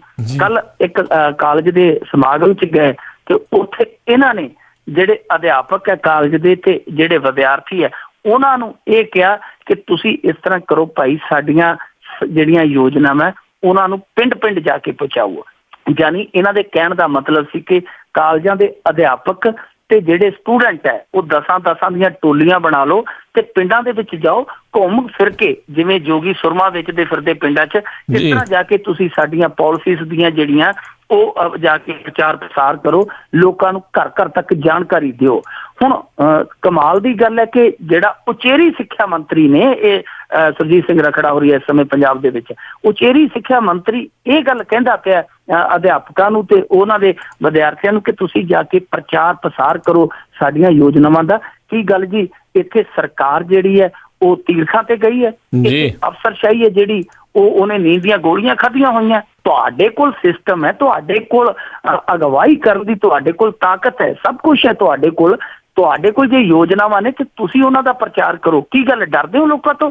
ਹੁਣ ਤੁਸੀਂ ਟੰਬੇ ਦੂਜਿਆਂ ਨੂੰ ਪਾਉਣੇ, ਖਾਣ ਪੀਣ ਨੂੰ ਬਾਂਦਰੀ, ਟੰਬੇ ਖਾਣ ਨੂੰ ਰਿਚ ਹੁਣ ਕੀਤੀਆਂ ਤੁਹਾਡੀਆਂ, ਤੇ ਇਹ ਜਾ ਕੇ ਉੱਥੇ ਲੋਕਾਂ ਕੋਲੋਂ ਜਿਹੜੇ ਮੂੰਹ ਬਣਾਉਣ। ਹੁਣ ਤੁਸੀਂ ਜਾ ਕੇ ਆਪਣੀਆਂ ਯੋਜਨਾਵਾਂ ਦੱਸੋ, ਕਿੱਥੇ ਫੇਲ ਹੋਏ ਹੋ, ਕਿੱਥੇ ਤੁਸੀਂ ਕਾਮਯਾਬ ਹੋਏ ਹੋ। ਔਰ ਦੂਜੀ ਗੱਲ, ਜੇਕਰ ਯੋਜਨਾਵਾਂ ਦੇ ਪਸਾਰ ਦੀ ਹੋਈ ਗੱਲ ਆ ਤੇ 2021 ਇਹਨਾਂ ਦੇ ਜਿਹੜੇ ਮੁੱਖ ਸੰਸਦੀ ਸਕੱਤਰ ਹੈ, ਜਿਨ੍ਹਾਂ ਦਾ ਕੰਮ ਕੀ ਹੈ, ਉਹ ਸੈਕਟਰੀਏਟ 'ਚ ਜਾਂਦੇ ਆ ਕਿ ਜਿਹੜਾ ਕੱਢਦੇ ਆ, ਜਿਨ੍ਹਾਂ ਦੀ ਚਾਹਾਂ ਦਾ ਬਿੱਲ ਹੀ ਲੱਖਾਂ 'ਚ ਬਣਦਾ ਹੈ, ਕੋਈ ਹੋਰ ਕੰਮ ਹੀ ਨਹੀਂ, ਚਾਹ ਪੀਣ ਦਾ ਹੀ ਉਹ ਮੋਟੀਆਂ ਤਨਖਾਹਾਂ ਤੇ ਮੋਟੇ ਭੱਤੇ ਲੈਂਦੇ ਆ। ਕੀ ਗੱਲ, ਉਹਨਾਂ ਨੂੰ ਤੁਸੀਂ ਬਾਹਰ ਦੀ ਹਵਾ ਲਵਾ ਦਿਓ, ਤੁਸੀਂ ਉਹਨਾਂ ਨੂੰ ਪਿੰਡਾਂ 'ਚ ਭੇਜ ਦਿਓ ਕਿ ਭਾਈ ਜਾਓ ਜਾ ਕੇ ਥੋੜਾ ਜਿਹਾ ਹੋਰ ਨਹੀਂ ਤੇ ਸਰਕਾਰੀ ਭੱਤਿਆਂ ਵਾਲਾ ਜਿਹੜਾ ਮਾਲ ਸੰਘ 'ਚ ਅੜਿਆ, ਥੋੜਾ ਜਿਹਾ ਇਹੀ ਹਜਮ ਕਰਿਓ, ਲੋਕਾਂ ਨੂੰ ਦੱਸਿਓ। ਇਹਨਾਂ ਦਾ ਭਵਿੱਖ ਕਿਉਂ ਗਾਲਦੇ ਜਿਹੜੇ ਪਹਿਲਾਂ ਹੀ ਭਵਿੱਖ ਤੋਂ ਬੇਉਮੀਦੇ ਹੋਏ ਪਏ ਆ। ਬਿਲਕੁਲ ਜੀ, ਬਿਲਕੁਲ ਜੀ। ਸ਼ਾਇਦ ਉਹ ਤਿਆਰੀ ਕਰਾ ਰਹੇ ਨੇ ਵੀ ਬਾਅਦ 'ਚ ਵੀ ਤੁਸੀਂ ਇੱਦਾਂ ਹੀ ਧੱਕੇ ਖਾਣੇ ਸਾਡੀਆਂ ਸਰਕਾਰਾਂ ਤੋਂ, ਹੁਣੇ ਜਿਹੜੇ ਖਾਣ ਦੀ ਤਿਆਰੀ ਕਰ ਰਹੇ ਗਲੀਆਂ 'ਚ ਖਾ ਜੀ। ਅਗਲੀ ਜਿਹੜੀ ਆਪਾਂ ਗੱਲ ਕਰਦੇ ਹਾਂ ਵੀ ਖਿਡਾਰੀਆਂ ਨਾਲ ਵੀ ਕਿਹੜਾ ਕੋਈ ਚੰਗਾ ਸਲੂਕ ਕਰਦੇ ਆ, ਬਿਨਾਂ ਦਸਤਕਾਂ ਤੋਂ ਹੀ ਕਹਿੰਦੇ ਜੀ ਚੈੱਕ ਦੇ ਦਿੱਤੇ ਖਿਡਾਰੀ ਸੁਣ ਨਹੀਂ ਰਹਿ ਗਏ। ਇਹ ਬੜੀ ਹੈਰਾਨੀਜਨਕ ਖਬਰ ਹੈ ਜੀ ਕਿ ਕੋਈ ਵੀ ਖਿਡਾਰੀ ਜਦੋਂ ਜਿੱਤ ਕੇ ਸਾਰਿਆਂ ਨੂੰ ਹਰਾ ਕੇ ਫਾਈਨਲ ਜਿੱਤਦਾ, ਉਸ ਤੋਂ ਬਾਅਦ ਉਹਨੂੰ ਇਨਾਮ ਮਿਲਦਾ ਹੈ, ਤੇ ਜੇ ਇਨਾਮ ਦੇ ਵਿੱਚ ਇਹੋ ਜਿਹਾ ਮਜ਼ਾਕ ਮਿਲੇ ਤੇ ਫਿਰ ਉਹਦੇ ਤੇ ਕੀ ਗੁਜ਼ਰਦੀ ਹੋਏਗੀ। ਇਹ ਪੰਜਾਬ ਸਰਕਾਰ ਨੂੰ ਖੁਦ ਸੋਚਣਾ ਚਾਹੀਦਾ ਹੈ ਕਿ ਇਸ ਤਰ੍ਹਾਂ ਦਾ ਮਾਹੌਲ, ਇਸ ਤਰ੍ਹਾਂ ਦਾ ਮਜ਼ਾਕ ਜੇਤੂ ਖਿਡਾਰੀਆਂ ਦੇ ਨਾਲ ਤੇ ਘੱਟੋ ਘੱਟ ਨਹੀਂ ਹੋਣਾ ਚਾਹੀਦਾ। ਅਸਲ ਦੇ ਵਿੱਚ ਇਹ ਮੁੱਦਾ ਜਿਹੜਾ ਲੁਧਿਆਣੇ ਤੋਂ ਸਾਹਮਣੇ ਆਇਆ ਕਿਉਂਕਿ ਪੰਜਾਬ ਦੇ ਵਿੱਚ 14 ਤੋਂ 19 ਫਰਵਰੀ ਤੱਕ ਭਗਤ ਸਿੰਘ ਗੇਮਸ ਕਰਾਈਆਂ ਜਾ ਰਹੀਆਂ ਸੀ, ਪੰਜਾਬ ਭਗਤ ਸਿੰਘ ਗੇਮਸ, ਤਾਂ ਉਹ 7 ਜ਼ਿਲ੍ਹਿਆਂ ਦੇ ਵਿੱਚ ਕਰਵਾਈਆਂ ਗਈਆਂ। ਲੁਧਿਆਣੇ ਉਹਦੀ ਸਮਾਪਤੀ ਸੀਗੀ। ਲੁਧਿਆਣੇ ਜਦੋਂ ਚੈੱਕ ਦਿੱਤੇ ਗਏ ਜੇਤੂ ਖਿਡਾਰੀਆਂ ਨੂੰ ਤਾਂ ਉਹ ਚੈੱਕ ਦੇ ਉੱਤੇ ਨਾ ਤੇ ਕਿਸੇ ਅਧਿਕਾਰੀ ਦੇ ਸਾਈਨ ਸਨ, ਨਾ ਕਿਸੇ ਅਥਾਰਟੀ ਦੇ ਸਾਈਨ ਸਨ। ਉਹ ਇਕੱਲੇ ਚੈੱਕ ਸੀ। ਉਹ ਖਿਡਾਰੀ ਇੱਕ ਦੂਜੇ ਦੇ ਮੂੰਹ ਵੱਲ ਵੇਂਦੇ ਫਿਰਨ ਕਿ ਚੈੱਕ ਤੇ ਆਪਾਂ ਮਿੱਤਰੋ ਲੈ ਚੱਲੇ ਆ, ਹੁਣ ਸਾਈਨ ਕਿਹੜੇ ਰਕਸ਼ੇ ਤੇ ਚੜ੍ਹ ਕੇ ਆਉਣਗੇ। ਉਹ ਇੱਕ ਦੂਜੇ ਤੋਂ ਸਵਾਲ ਪੁੱਛਦੇ ਫਿਰਦੇ ਸੀਗੇ। ਪਰ ਇਹ ਕੁੱਲ ਮਿਲਾ ਕੇ ਜੇ ਦੇਖੀਏ ਖੇਡਾਂ ਹੋਈਆਂ, ਪਹਿਲੀ ਗੱਲ ਤੇ ਜਿਹੜੀਆਂ ਖੇਡਾਂ ਹੋਈਆਂ ਜਿਵੇਂ ਵਿਸ਼ਵ ਕਬੱਡੀ ਕੱਪ ਹੁੰਦਾ ਸੀ, ਜਿਵੇਂ ਲੋਕਾਂ ਦੇ ਹਜੂਮ ਵੇਖਣ ਜਾਂਦੇ ਸੀਗੇ, ਵਿੱਚ ਸਰਦਾਰ ਸੁਖਬੀਰ ਸਿੰਘ ਬਾਦਲ ਹੋਰੀ ਸਪੀਚ ਕਰਦੇ, ਉਹੋ ਜਿਹਾ ਐਤਕੀ ਠਾਠ ਬੱਠ ਨਜ਼ਰ ਨਹੀਂ ਆਇਆ। ਖਾਲੀ ਸਟੇਡੀਅਮਾਂ 'ਚ ਇਹ ਖੇਡਾਂ ਹੋਈਆਂ, ਬੰਦੇ ਗਏ ਹੀ ਨਹੀਂ ਵੇਖਣ। ਔਰ ਦੂਜੀ ਗੱਲ, ਜਿਹੜੇ ਇਹਨਾਂ ਦੇ ਪ੍ਰਬੰਧ ਸੀ, ਬਠਿੰਡੇ ਦੇ ਵਿੱਚ ਕਬੱਡੀ ਖਿਡਾਰੀਆਂ ਨੇ ਇਹਨਾਂ ਤੇ ਇਲਜ਼ਾਮ ਲਾਏ ਕਿ ਸਾਨੂੰ ਦੋਵੇਂ ਟਾਈਮ ਇਹ ਇਸ ਤਰ੍ਹਾਂ ਛੋਲੇ ਭਟੂਰੇ ਖਵਾ ਜਾਂਦੇ ਜਿਵੇਂ ਅਸੀਂ ਪੂਰਬ ਚੋਂ ਆਏ ਹੋਈਏ। ਕਦੇ ਸਾਨੂੰ ਕਹਿ ਦਿੰਦੇ ਚੌਲ, ਉਹ ਕਹਿੰਦੇ ਕਿ ਖਿਡਾਉਣਾ ਤੇ ਸਾਨੂੰ ਚੱਜ ਦੀ ਖੁਰਾਕ ਵੀ ਦਿਓ, ਤੁਸੀਂ ਖਿਡਾਰੀਆਂ ਵਾਲੀ ਨਹੀਂ, ਤੁਸੀਂ ਤੇ ਸਾਨੂੰ ਭਿਖਾਰੀਆਂ ਵਾਲੀ ਖੁਰਾਕ ਦੇ ਰਹੇ ਹੋ। ਇਹ ਇਸੇ ਗੇਮ ਦੇ ਵਿੱਚ ਇਲਜ਼ਾਮ ਲੱਗਾ। ਔਰ ਇਹ ਜਿਹੜਾ ਮਸਲਾ ਹੈ ਚੈੱਕ ਖਾਲੀ ਦੇਣ ਦਾ, ਇਹ ਤੇ ਬਹੁਤ ਜਿਵੇਂ ਕਹਿ ਲਈਏ ਕਿ ਲਾਪਰਵਾਹੀ ਵਾਲਾ। ਇਹ ਹੋ ਸਕਦਾ ਕਿ ਇਹਨਾਂ ਨੂੰ ਇਹ ਹੋਵੇ ਕਿ ਇੱਕ ਵਾਰੀ ਚੈੱਕ ਦੇ ਦਿਓ, ਜਦੋਂ ਪੈਸਾ ਖਜ਼ਾਨੇ ਚੋਂ ਖਾਤੇ 'ਚ ਆ ਗਿਆ ਉਦੋਂ ਸਾਈਨ ਦੇ ਆਵਾਂਗੇ। ਜੀ ਬਿਲਕੁਲ ਜੀ, ਨਾਲੇ ਇਸੇ ਬਹਾਨੇ ਦੋ ਦੀ ਫੋਟੋਆਂ ਹੋ ਜਾਣਗੀਆਂ। ਤੇ ਅਗਲੀ ਜਿਹੜੀ ਗੱਲ ਕਰਦੇ ਆ, ਮੱਧ ਪ੍ਰਦੇਸ਼ ਵਿੱਚ ਸਿੱਖਾਂ ਨੂੰ ਅਨੋਖਾ ਫਰਮਾਨ, ਸਿੱਖਾਂ 'ਚ ਭਾਰੀ ਰੋਸ। ਇਹ ਖਬਰ ਬਹੁਤ ਗੰਭੀਰ ਕਿਸਮ ਦੀ ਖਬਰ ਹੈ ਜੀ ਕਿ ਪੰਜਾਬ ਤੋਂ ਬਾਹਰ ਸਿੱਖਾਂ ਦੀ ਜਿਹੜੀ ਇੱਕ ਛੋਟੀ ਜੀ ਆਬਾਦੀ ਰਹਿੰਦੀ ਹੈ, ਜਿੱਦਾਂ ਮੱਧ ਪ੍ਰਦੇਸ਼, ਯੂਪੀ ਹੈ, ਕਈ ਹੋਰ ਸਟੇਟਾਂ ਨੇ, ਉਹਨਾਂ ਦੇ ਵਿੱਚ ਸਿੱਖਾਂ ਦੇ ਨਾਲ ਕਿਸ ਤਰ੍ਹਾਂ ਦਾ ਵਿਹਾਰ ਹੁੰਦਾ ਹੈ, ਉਹਦੀ ਇੱਕ ਤਾਜ਼ਾ ਉਦਾਹਰਨ ਹੈ ਮੱਧ ਪ੍ਰਦੇਸ਼ ਦੇ ਵਿੱਚ, ਜਿੱਥੇ ਇਹ ਫਰਮਾਨ ਕੁਝ ਲੋਕਾਂ ਨੇ ਸੁਣਾ ਦਿੱਤਾ ਕਿ ਪਹਿਲਾਂ ਦਾੜੀ ਕੇਸ ਕਟਵਾਓ, ਫਿਰ ਤੁਹਾਨੂੰ ਖੇਤਾਂ ਨੂੰ ਪਾਣੀ ਲਾਉਣ ਲਈ ਮਿਲੇਗਾ। ਇਹ ਬਹੁਤ ਵੱਡੇ ਪੱਧਰ ਤੇ ਜਿਵੇਂ ਕਹਿ ਲਈਏ ਕਿ ਮਨੁੱਖੀ ਅਧਿਕਾਰਾਂ ਦਾ ਹਨਨ ਹੀ ਨਹੀਂ, ਇੱਕ ਤਰ੍ਹਾਂ ਨਾਲ ਕਹਿ ਲਈਏ ਕਿਸੇ ਦੇ ਸਿਧਾਂਤਾਂ ਨਾਲ ਵੀ ਖਿਲਵਾੜਿਆ। ਮੱਧ ਪ੍ਰਦੇਸ਼ ਦੇ ਵਿੱਚ ਹੁਣ ਸਿੱਖਾਂ ਨੇ ਗੁਹਾਰ ਲਾਈ ਹੈ। ਸਿੱਖ ਪਰਿਵਾਰ ਹੈ ਜਿਹੜੇ ਕੁਝ ਉਹ ਰਹਿੰਦੇ ਆ ਥੋੜੇ ਬਹੁਤ, ਉਹਨਾਂ ਨੇ ਉੱਥੋਂ ਗੁਹਾਰ ਲਾਈ ਹੈ ਕਿ ਸਾਡੀ ਮਦਦ ਕਰੋ, ਸਾਡੇ ਬਿਲਕੁਲ ਅਧਿਕਾਰਾਂ ਨੂੰ ਇੱਥੇ ਕੁਚਲਿਆ ਜਾ ਰਿਹਾ, ਸਾਡੇ ਤੇ ਇਹੋ ਜਿਹੇ ਨਾਦਰਸ਼ਾਹੀ ਫਰਮਾਨ ਹੈ ਜਿਹੜੇ ਉਹ ਲੱਦੇ ਜਾ ਰਹੇ ਆ, ਜਿਨ੍ਹਾਂ ਨੂੰ ਅਸੀਂ ਕਿਸੇ ਵੀ ਹਾਲਤ ਦੇ ਵਿੱਚ ਢੋ ਨਹੀਂ ਸਕਦੇ। ਸੋ ਹੁਣ ਅੱਗੇ ਦੇਖਦੇ ਹਾਂ ਜੀ ਕਿਹੜੀ ਜਥੇਬੰਦੀ ਹੈ ਜਿਹੜੀ ਇਹਨਾਂ ਦੇ ਹੱਕ 'ਚ ਨਿਤਰੇਗੀ। ਵੈਸੇ ਇਸ ਗੱਲੋਂ ਦਿੱਲੀ ਕਮੇਟੀ ਵਾਲੇ ਜਿਹੜੇ ਆ ਉਹ ਚੰਗੇ ਵਗੇ ਆ, ਉਹਨਾਂ ਨੇ ਬਿਆਨ ਦੇ ਦਿੱਤਾ ਕਿ ਜਿਹੜੇ ਲੋਕ ਇਸ ਤਰ੍ਹਾਂ ਦੇ ਫਰਮਾਨ ਸਿੱਖਾਂ ਪ੍ਰਤੀ ਜਾਰੀ ਕਰਦੇ ਪਏ ਆ, ਉਹ ਸਿੱਖਾਂ ਦਾ ਇਤਿਹਾਸ ਪੜ੍ਹਨ ਕਿ ਸਿੱਖਾਂ ਨੇ ਕੀ ਯੋਗਦਾਨ ਪਾਇਆ। ਹੁਣ ਇਹ ਗੱਲਾਂ ਬਿਆਨ ਤੱਕ ਸੀਮਤ ਨਹੀਂ ਰਹਿਣੀਆਂ ਚਾਹੀਦੀਆਂ, ਇੱਕ ਲੜਾਈ ਲੜਨੀ ਚਾਹੀਦੀ ਹੈ ਕਿ ਜਿਹੜੇ ਸਿੱਖ ਬਾਹਰ ਵਸਦੇ ਨੇ, ਪੰਜਾਬ ਤੋਂ ਬਾਹਰ ਵਸਦੇ ਨੇ, ਉਹਨਾਂ ਸਿੱਖਾਂ ਨੂੰ ਜਿਹੜੇ ਹੱਕ ਮਿਲੇ ਆ, ਜਿਹੜੇ ਕਾਨੂੰਨ ਦਿੰਦਾ ਹੱਕ ਥੋੜੇ ਬਹੁਤ, ਤਾਂ ਉਹਨਾਂ ਹੱਕਾਂ ਦਾ ਉਹਨਾਂ ਲਈ ਸੁਰੱਖਿਅਤ ਹੋਣਾ ਲਾਜ਼ਮੀ ਕੀਤਾ ਜਾਵੇ। ਹੁਣ ਇਹ ਦੇਖੋ, ਜੇ ਇਹੀ ਗੱਲ ਸਿੱਖ ਪੰਜਾਬ ਦੇ ਵਿੱਚ ਕਹਿ ਦੇਣ ਕਿ ਜਿਹੜਾ ਗੈਰ ਸਿੱਖ ਹੈ ਉਹ ਤਾਂ ਪੰਜਾਬ ਵਿੱਚ ਰਹਿਣਗੇ, ਪਹਿਲਾਂ ਅੰਮ੍ਰਿਤਪਾਨ ਕਰਨ, ਤਾਂ ਫਿਰ ਇਹਨਾਂ ਦੇ ਦੇਖੋ ਕਿਸ ਤਰ੍ਹਾਂ ਫਿਰ ਇਹਨਾਂ ਦੇ ਕੰਨਾਂ 'ਚ ਸੇਕ ਨਿਕਲੇਗਾ ਕਿ ਨਹੀਂ ਨਿਕਲੇਗਾ, ਜੇ ਪੰਜਾਬ ਦੇ ਵਿੱਚ ਸਿੱਖ ਇਸ ਤਰ੍ਹਾਂ ਦਾ ਫਰਮਾਨ ਜਾਰੀ ਕਰ ਦੇਣ। ਜੀ ਬਿਲਕੁਲ ਜੀ, ਬਿਲਕੁਲ। ਹਰ ਇੱਦਾਂ ਕਿਸੇ ਦੇ ਧਰਮ ਦੇ ਨਾਲ ਖਿਲਵਾੜ ਕਰਨਾ ਕੋਈ ਚੰਗੀ ਗੱਲ ਜਿਹੜੀ ਆ ਨਹੀਂ ਹੈਗੀ, ਬਹੁਤ ਮਾੜੀ ਗੱਲ ਹੈ। ਬਿਲਕੁਲ। ਤੇ ਜਾਂਦੀ ਗੱਲ ਕਰਦੇ, ਇੱਕ ਨੇਤਾ ਬੋਲਿਆ ਵੀ ਜੇ ਕਨੈਕਸ਼ਨ ਕੱਟਿਆ ਤਾਂ ਗੋਲੀ ਮਾਰ ਦੂੰ ਭਾਈ। ਲੁਧਿਆਣੇ ਦੇ ਵਿੱਚੋਂ ਦਿਲਚਸਪ ਜੀ ਘਟਨਾ ਸਾਹਮਣੇ ਆਈ ਜੀ ਕਿ ਉੱਥੇ ਇੱਕ ਕਾਉਂਸਲਰ ਸੀਗਾ, ਸਾਬਕਾ ਕਾਉਂਸਲਰ ਸਤਵਿੰਦਰ ਸਿੰਘ ਜਵੱਦੀ ਜੀ ਦਾ ਨਾਮ ਸੀਗਾ, ਉਹਦੇ ਵੱਲ ਬਿੱਲ ਬਕਾਇਆ ਜਿਹੜਾ ਬਿਜਲੀ ਦਾ ਸੀ ਉਹ ਲੱਖ ਸਵਾ ਲੱਖ ਬਣ ਗਿਆ। ਜੀ ਕਹਿੰਦਾ ਕਿ ਭਾਈ ਸਾਹਿਬ ਬਿੱਲ ਤਾਰੋ, ਉਹ ਕਹਿੰਦਾ ਕਿ ਨਹੀਂ ਹਾਲੇ ਨਹੀਂ ਬਣਦਾ ਸੂਤ। ਫਿਰ ਗਿਆ 2-4 ਦਿਨਾਂ ਬਾਅਦ, ਉਹਨੇ ਕਿਹਾ ਜੀ ਭਾਈ ਸਾਹਿਬ ਬਿੱਲ ਭਰ ਦਿਓ ਨਹੀਂ ਤੇ ਕਨੈਕਸ਼ਨ ਕੱਟ ਦਿਆਂਗੇ। ਉਹਨੇ ਕਿਹਾ ਕਨੈਕਸ਼ਨ ਮੈਂ ਬਿੱਲ ਨਹੀਂ ਭਰਨਾ, ਤੂੰ ਕਨੈਕਸ਼ਨ ਕੱਟ ਕੇ ਦਿਖਾ, ਮੈਂ ਤੇਰੇ ਲਈ ਪਿਸਤੌਲ ਭਰ ਕੇ ਰੱਖਿਆ, ਮੈਂ ਗੋਲੀ ਮਾਰ ਦੂੰ। ਜੇਈ ਜਿਹੜਾ ਸੀਗਾ ਵਿਚਾਰਾ ਤਰਬਕ ਕੇ ਉੱਥੋਂ 9 ਤੋਂ 11 ਹੋ ਗਿਆ। ਜੇਈ ਨੇ ਜਿਹੜਾ ਖੰਭੇ ਤੋਂ ਕਨੈਕਸ਼ਨ ਕੱਟ ਦਿੱਤਾ ਉਹਦੀ ਬਿਜਲੀ ਸਪਲਾਈ ਦਾ। ਹੋਇਆ ਕੀ ਜੀ ਕਿ ਇੱਕ ਦਿਨ ਜੇਈ ਤੇ ਨਾਲ ਉਹਦਾ ਜਿਹੜਾ ਅਫਸਰ ਸੀ ਐਕਸ਼ਨ, ਦੋਵੇਂ ਉਧਰ ਰਾਉਂਡ ਤੇ ਆ ਗਏ ਤੇ ਐਕਸ਼ਨ ਨੇ ਜਦੋਂ ਖੰਭੇ ਤੇ ਉਹ ਚਾਲੂ ਹਾਲ ਦੇ ਵਿੱਚ ਕਨੈਕਸ਼ਨ ਵੇਖਿਆ ਜਿਹੜਾ ਕਾਉਂਸਲਰ ਦੇ ਘਰ ਨੂੰ ਜਾਂਦਾ ਸੀ, ਉਹਦੇ ਸੱਤੀ ਕੱਪੜੀ ਅੱਗ ਲੱਗ ਗਈ ਕਿ ਮੈਂ ਤੈਨੂੰ ਕਿਹਾ ਸੀ ਕਨੈਕਸ਼ਨ ਕੱਟ। ਤੇ ਜੇਈ ਕਹਿੰਦਾ ਸਰਦਾਰ ਜੀ ਮੈਂ ਕਨੈਕਸ਼ਨ ਉਹ ਕੱਟ ਦਿੱਤਾ ਸੀ ਨੇ ਫੇਰ ਲਾ ਲਿਆ। ਉਹ ਕਹਿੰਦਾ ਕਿ ਜੇ ਘਰ 'ਚ ਮੈਂ ਕਨੈਕਸ਼ਨ ਕੱਟ ਨਹੀਂ ਜਾਂਦਾ ਤੇ ਉਹ ਕਹਿੰਦਾ ਅੱਗੋਂ ਮੈਂ ਗੋਲੀ ਮਾਰ ਦੂੰ। ਤੇ ਐਕਸ਼ਨ ਸਾਹਿਬ ਅੱਗੋਂ ਬੋਲੇ ਜਿਵੇਂ ਉਹ ਗੁਰਦਾਸ ਮਾਨ ਕਹਿੰਦਾ ਹੁੰਦਾ ਵੇ ਸਿਰ ਦਾ ਕੀ ਜਾਣਾ, ਟੀਵੀ ਬਚ ਜਾਣਾ ਸੀ। ਉਹ ਕਹਿੰਦਾ ਕਿ ਤੂੰ ਗੋਲੀ ਖਾ ਲੈਂਦੋ ਆਪਣਾ ਬਿੱਲ ਤੇ ਆ ਜਾਂਦਾ, ਔਰ ਘੱਟੋ ਘੱਟ ਤੈਨੂੰ ਕੋਈ ਤੇਰੇ ਬਾਅਦ ਤੇਰੀ ਥਾਂ ਤੇ ਜਾਂ ਤੈਨੂੰ ਕੋਈ ਨਾ ਕੋਈ ਸਹੂਲਤ ਹੀ ਮਿਲਦੀ, ਤੇਰੇ ਪਰਿਵਾਰ 'ਚ ਇੱਕ ਅੱਧੇ ਨੂੰ ਨੌਕਰੀ ਵੀ ਮਿਲ ਜਾਣੀ ਸੀ। ਐਕਸ਼ਨ ਨੇ ਅੱਗੋਂ ਇਹ ਬੋਲੇ ਛੱਡ ਦਿੱਤੇ। ਇੱਥੋਂ ਨਾਰਾਜ਼ ਹੋਏ ਜੇਈ ਤੇ ਹੋਰ ਕਰਮਚਾਰੀ ਸੀ ਜਿਹੜੇ, ਉਹ ਧਰਨਾ ਲਾ ਕੇ ਬਹਿ ਗਏ। ਹੁਣ ਜਿਹੜਾ ਕਾਉਂਸਲਰ ਜਿਹਦੇ ਪੈਰੋਂ ਗੱਲ ਛੇੜੀ ਹੈ ਉਹਦੇ ਵੱਲ ਕੋਈ ਨਹੀਂ ਹੋਇਆ। ਹੁਣ ਉਹ ਆਪਸ ਦੇ ਵਿੱਚ ਆਡਾ ਲਾ ਬੈਠੇ। ਜੇਈ ਕਹਿੰਦਾ ਕਿ ਮੇਰੀ ਇਹਨੇ ਲਾਪਤ ਕੀਤੀ ਹੈ, ਐਕਸ਼ਨ ਕਹਿੰਦਾ ਇਹਨੇ ਮੇਰੇ ਹੁਕਮਾਂ ਦੀ ਪਾਲਣਾ ਨਹੀਂ ਕੀਤੀ। ਹੁਣ ਕਿਹੜੀ ਧਿਰ ਸਹੀ ਹੈ ਇਹ ਤੁਸੀਂ ਆਪ ਹੀ ਅੰਦਾਜ਼ਾ ਲਾ ਲਓ। ਪਰ ਜਿਹੜਾ ਕਾਉਂਸਲਰ ਹੈ ਉਹ ਬਾਹਰ ਉਹਦੇ ਤਮਾਸ਼ਾ ਜਿਹੜਾ ਚੱਲਦਾ ਹੋਊਗਾ ਆਪਸ ਦੇ ਵਿੱਚ ਇਹਨਾਂ ਦੇ, ਉਹ ਅੰਦਰ ਵੇਖ ਕੇ ਕੱਛਾ ਤਾਂ ਨਹੀਂ ਹੱਸਦਾ ਹੋਣਾ ਕਿ ਮੇਰਾ ਕੀ ਗਿਆ। ਇਹ ਤੇ ਆਪਸ ਦੇ ਵਿੱਚ ਹੀ ਕਹਿ ਕੇ ਜੀ ਬਿਲਕੁਲ ਜੀ। ਹੁਣ ਦੱਸੋ ਵੀ ਬੰਦਾ ਗੋਲੀ ਖਾਵੇ ਕਿ ਕਨੈਕਸ਼ਨ ਕੱਟੇ, ਕਰੇ ਤਾਂ ਕਰੇ ਕੀ। ਬਹੁਤ ਬਹੁਤ ਧੰਨਵਾਦ ਮਿੰਟੂ ਗੁਰੂਸਰੀਆ ਜੀ, ਤੁਸੀਂ ਸਾਡੇ ਨਾਲ ਜੁੜਿਆ ਆ ਕੇ ਇਹਨਾਂ ਖਬਰਾਂ ਦੀ ਸਾਨੂੰ ਇਹ ਜਾਣਕਾਰੀ ਦਿੱਤੀ। ਅਗਲੇ ਬੁਲੇਟਿਨ ਤੱਕ ਲਈ ਤੁਹਾਡਾ ਬਹੁਤ ਬਹੁਤ ਧੰਨਵਾਦ, ਮਿਹਰਬਾਨੀ, ਸਤਿ ਸ੍ਰੀ ਅਕਾਲ। ਸ਼ੁਕਰੀਆ ਜੀ, ਧੰਨਵਾਦ। ਤੇ ਸਰੋਤਿਓ, ਇੱਥੇ ਹੀ ਸਾਡਾ ਅੱਜ ਦਾ ਇਹ ਪ੍ਰੋਗਰਾਮ ਖਬਰ ਤੇ ਨਜ਼ਰ ਆਓ ਹੁਣ ਸਮਾਪਤ ਹੁੰਦਾ ਹੈ। ਹੁਣ ਮੈਨੂੰ ਰਾਜਕਰਨਵੀਰ ਸਿੰਘ ਨੂੰ ਵੀ ਇਜਾਜ਼ਤ ਦਿਓ। ਮੇਰੇ ਵੱਲੋਂ ਵੀ ਆਪ ਸਭ ਨੂੰ ਬਹੁਤ ਪਿਆਰ ਸਤਿਕਾਰ ਸਹਿਤ ਦੋਨੋਂ ਹੱਥ ਜੋੜ ਕੇ ਨਿੱਘੀ ਜਿਹੀ ਸਤਿ ਸ੍ਰੀ ਅਕਾਲ। ਜਿਉਂਦੇ ਵਸਦੇ ਰਹੋ, ਹੱਸਦੇ ਖੇਲਦੇ ਰਹੋ ਤੇ ਸੁਣਦੇ ਰਹੋ ਜੀ ਪੰਜਾਬੀ ਰੇਡੀਓ USA।